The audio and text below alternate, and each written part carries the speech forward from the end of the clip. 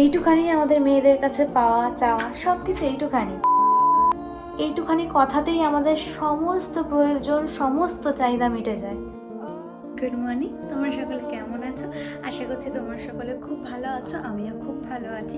আজকের ব্লগটা এখন থেকে শুরু করছি। বরকে তো দুপুরের মেনুতে আছে প্রথমেই সাদা ভাত, তারপর শাক ভাজা, দুজনেরই তাই খাবার। তারপর হচ্ছে টক ডাল,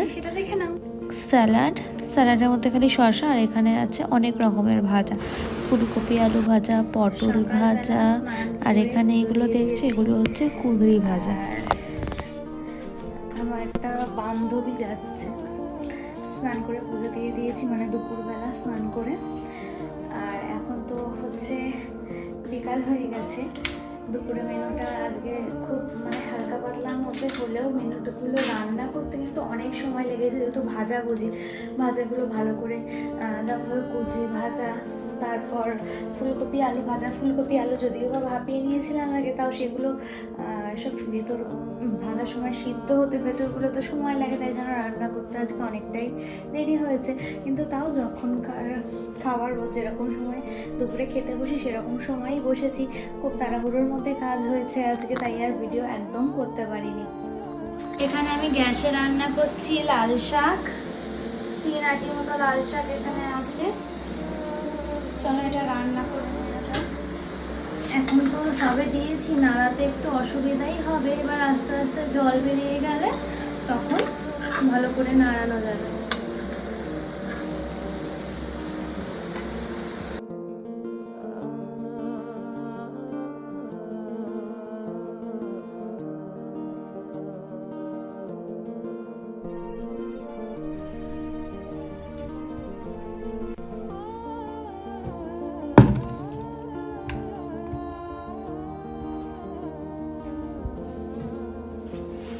গেছিলাম, সেখান থেকে এই যে একটা থামস আপ নিয়েছি 1 লিটারের। আদারওয়াইজ এখানে তো 1 লিটারেরটা পাওয়া যায় না, খালি তোমার 2 লিটার, না হলে যে 750 ওটা।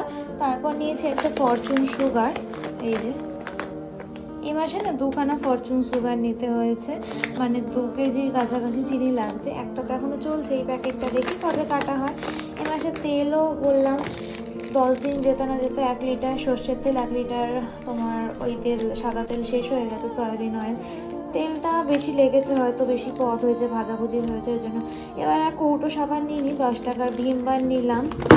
তারপর নিয়েছি একটা সানরাইজের কালো জিরে, এটা 30 টাকা মতো দাম, আমাদের ছাড়ে 19 টাকা মতো দিয়েছে।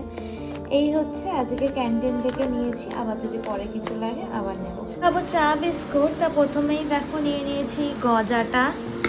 তারপর আজকে এই কাপটায় চা নিয়েছি, কাচের গ্লাসে আর নিয়ে নিই। এই যে চা করেছি, তার সাথে এই যে সবিস করে এই বিস্কুটটা খাবো। বর ফোন করেছিল এক্ষুনি, এখন বাজে সন্ধ্যে 7টা, ওর অফিস হয়ে গেছে। ডিউটি সেরে আমাকে এখন ফোন করেছিল। আমি বলেছিলাম যাওয়ার সময় অফিস যে আসার পথে একটু তড়কা ডাল আনবে, ক্যান্টিনে তড়কা ডাল শেষ হয়ে গেছে। মাসের প্রথমেই যাইনি, আমি তো বলেইছিলাম খুব ভিড় হয়, আমি ওই জন্য মাসের প্রথমে যাইনি। আমি আগে একদিন গেছিলাম হচ্ছে মটর আনতে, তা মটর শেষ হয়ে গেছিলো। আবার আজকে গেছিলাম যে মালগুলো আনতে, তোমাদের তো দেখালাম। তা সেই জিনিসগুলো আনতে যাওয়ার সময় তড়কা ডাল আছে কি আর কাবলি ছোলা আছে কি আমি সেটা জানতে গেছিলাম, তো সেটা পাইনি। সেজন্য বরকে বলেছিলাম তুমি ক্যান্টিন থেকে নিয়ে আসবে। তা বর ওই জন্য ক্যান্টিন থেকে বাজার থেকে আনতে বলেছিলাম। তা বর এখন ফোন করেছিল, ফোন করে বললো যে তুমি কি খাবে বলো, কি আনবো, চা, মোমো, সিঙ্গারা, ঝালমুড়ি, আর কত না কি অফার দিল। এইটুখানি আমাদের মেয়েদের কাছে পাওয়া চাওয়া সব কিছু এইটুখানি। আমরা খাই না খাই, আমাদের কাছে এইটাই ভাল লাগে, আমাদের হাজব্যান্ডরা আমাদের বলবে কি খাবে, কি আনবো তোমার জন্য, তোমার কি লাগবে, তোমার কি প্রয়োজন।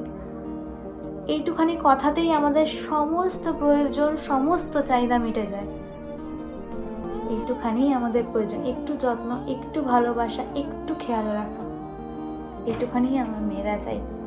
চলো এখন সন্ধ্যা দেব, সন্ধ্যা হয়ে গেছে। এই যে দেখো আমার সন্ধ্যা দেওয়া হয়ে গেছে, বাইরে কতগুলো বউ ঘোটলা করছে। ঝগড়াঝাটি ঠিক বলবো না, পরনিন্দা চর্চা করছে।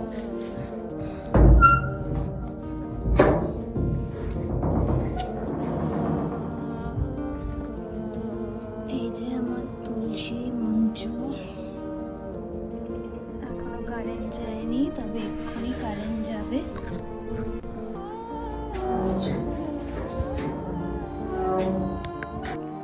বসেই দেখো ঘুগনি আর তার সাথে এইটা এনেছে সিঙ্গারা, সিঙ্গারার সাথেই ঘুগনিটা দিয়েছিল। আর এদিকে রাতের মেনু হচ্ছে চানা মশলা, যেটা আমি গরম করে দেবো। রাতে খাবো রুটি আর চানা